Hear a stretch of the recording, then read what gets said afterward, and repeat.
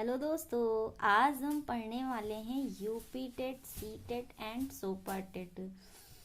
इसमें जो हिंदी पूछी जाती है वो हम पढ़ने जा रहे हैं। उसमें हमारा अगला टॉपिक है संज्ञा। संज्ञा को ही नाम कहते हैं, विशेष कहते हैं। संज्ञा को दो भागों में बांटेंगे, धर्म, वस्तु, पदार्थ। वस्तु या पदार्थ में।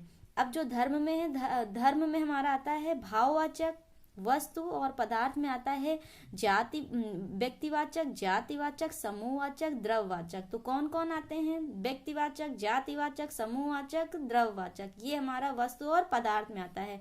व्युत्पत्ति के आधार पर संज्ञा हमारी 3 प्रकार के होते हैं। ऐसे संज्ञा बोले तो हमारा 5 प्रकार के होते हैं। ठीक है, व्युत्पत्ति के आधार पे हमारी 3 प्रकार की। कौन कौन सी? व्यक्तिवाचक, जातिवाचक, भाववाचक। अब जातिवाचक के अंतर्गत हमारा आता है समूहवाचक और द्रव्यवाचक। टोटल हमारी संज्ञा हो गई कितनी? 5 प्रकार की हमारी संज्ञा होती है।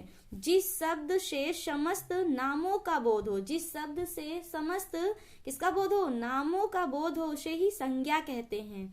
पहला हमारा था व्यक्तिवाचक संज्ञा। व्यक्तिवाचक संज्ञा में क्या है? जिस शब्द से एक नाम का बोध हो। भाई, जिस शब्द से एक नाम का बोध हो उसे ही हम क्या कहते हैं? उसे कहते हैं व्यक्तिवाचक संज्ञा। मतलब जिससे नाम का बोध हो। जैसे यमुना, उदाहरण तौर पे लिखिए, यमुना, भारत, चीन। अब यमुना किसी एक का नाम है, बहुत यमुना नहीं। यमुना, भारत, चीन, ये हमारा क्या है? व्यक्तिवाचक संज्ञा। अगला हमारा इसमें आता है जातिवाचक संज्ञा। दूसरा पॉइंट हमारा क्या था? जातिवाचक संज्ञा। जातिवाचक संज्ञा किसे कहते हैं? जिस शब्द से किसी नाम के जाति का बोध हो। जो नाम है उसकी जाति का बोध हो, उसे ही जातिवाचक संज्ञा कहते हैं। जैसे उदाहरण तौर पे सागर, देश, आम, मनुष्य। सागर के अंदर बहुत सारे सागर आते हैं, मतलब ये है नाम, लेकिन इसके अंदर मतलब ये सागर नाम है, लेकिन इसके अंदर बहुत सारे सागर आ जाते हैं। तो ये हमारा क्या है? जातिवाचक।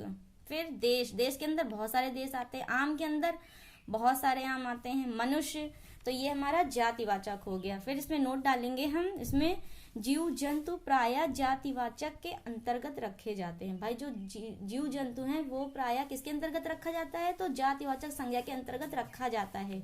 घोड़ा, हाथी, बकरी, कुत्ता। अब घोड़े के अंदर बहुत सारे घोड़े हैं, तो ये सब हमारा जातिवाचक के अंतर्गत रखा जाता है। हाथी, शेर के अंदर भी बहुत सारे। ठीक है, तो ये सब हमारा किसके अंदर अंतर्गत रखेंगे? जातिवाचक संज्ञा के अंतर्गत रखेंगे। फिर आता है हमारा, अगर किसी व्यक्ति के नाम का समस्त जातियों में प्रयोग किया जाए तो उस नाम में जातिवाचक संज्ञा होगी। जैसे उदाहरण तौर पर देखिए, हमारे देश में जयचंद्रों से हानि होती है। तो किससे होती है? जयचंद्रों से। मतलब क्या कि इसमें है, अगर किसी व्यक्ति के नाम का, ये जो हमने पॉइंट लिखाया था, अगर किसी व्यक्ति के नाम का समस्त जातियों में प्रयोग किया जाए। भाई, नाम जयचंद्र एक, लेकिन जातियों को बता रहा, मतलब जयचंद्रों से हानि होती है। तो ये हमारा क्या है? किसमें रखेंगे इसे? तो इसे रखेंगे हम जातिवाचक संज्ञा में। फिर कवियों में कालिदासों की संख्या अधिक है। किसकी संख्या अधिक है? कालिदासों की। तो एक कवि एक की बात नहीं करा। कवि एक मतलब ये किसी एक मतलब व्यक्तिवाचक, लेकिन व्यक्तिवाचक नहीं, ये हमारा बता रहा है जाति। मतलब कवियों में, कालिदासियों में, तो कालिदासों की संख्या अधिक है। ये हमारा क्या है? जातिवाचक। फिर हम आ जाते हैं भाववाचक संख्या में। भाववाचक संख्या में क्या था? जिस शब्द से किसी धर्म, गुण, भाव आदि का बोध हो। भाई, जिस शब्द से किसका बोध हो? धर्म, गुण, भाव आदि का बोध हो, उसे ही भाववाचक संज्ञा कहते हैं। इसमें जैसे आजादी, लड़ाई, बचपन, बुढ़ापा, स्वतंत्रता, प्रेम, घबराहट, ये सब हमारा भाववाचक के अंतर्गत आता है। भाववाचक संज्ञा के अंतर्गत आता है आजादी, लड़ाई, बचपन, बुढ़ापा, स्वतंत्रता, प्रेम, घबराहट। अगला हमारा आता है समूहवाचक संज्ञा, या इसी को समुदायवाचक संज्ञा कहते हैं। जिस शब्द से समूह का बोध हो उसे ही समूहवाचक कहते हैं। जैसे इसमें परिवार, भीड़, मेला, बाजार। इसमें परिवार में बहुत लोग होते हैं ना, एक से अधिक लोग परिवार में, भीड़ में बहुत लोग, तो हमारा समूहवाचक या समुदायवाचक। मेले में बहुत लोग होते हैं। बाजार, काफिला होता है ऊंटों के झुंड। ऊंटों का जो झुंड होता है उसे ही काफिला कहते हैं। इसमें भी बहुत सारे ऊंट आते हैं। फिर कारवां ये मनुष्य का। फिर जाते आ जाते हैं, साधुओं का होता है रेवड़। अब हमारा आता है अगला नोट डालेंगे, यहाँ पे हम नोट डालेंगे जातिवाचक संज्ञा से किसी शब्द, भाई जो जातिवाचक संज्ञा से किसी शब्द का बहुवचन में प्रयोग किया जाए तो वह बहुवचन शब्द में समूहवाचक संज्ञा होती है।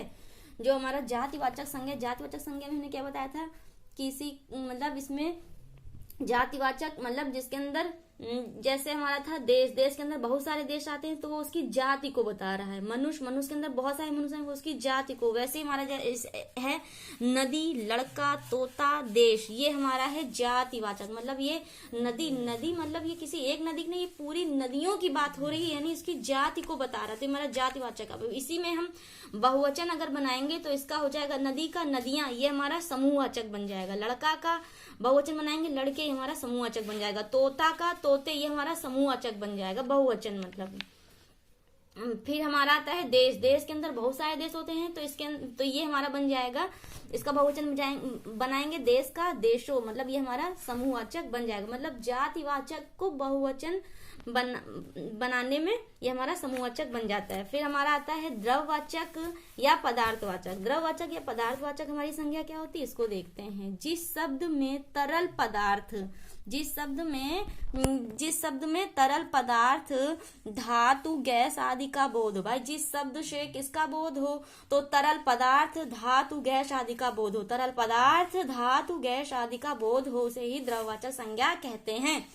इसे ब्रैकेट के अंदर बिल्कुल ऐसे ही बनाइए, तरल पदार्थ, गैस, धातु, लकड़ी, अनाज। तरल पदार्थ के अंदर हमारा लिक्विड वाले आइटम, ये हमारा द्रववाचक के अंतर्गत आता है। पानी, दूध, दही, बर्फ, स्याही, ये हमारा तरल पदार्थ के अंतर्गत आता है। गैस में हमारा आता है कार्बन, नाइट्रोजन, ऑक्सीजन। धातु के अंतर्गत हमारा आता है सोना, चांदी, कोयला, हीरा, मिट्टी। लकड़ी, ये हमारा द्रववाचक है। फिर अनाज में हमारा जौ, बाजरा, मूंग, उड़द, ज्वार, ये हमारा द्रववाचक के अंतर्गत आता है। संज्ञा हो गया। आगे कल।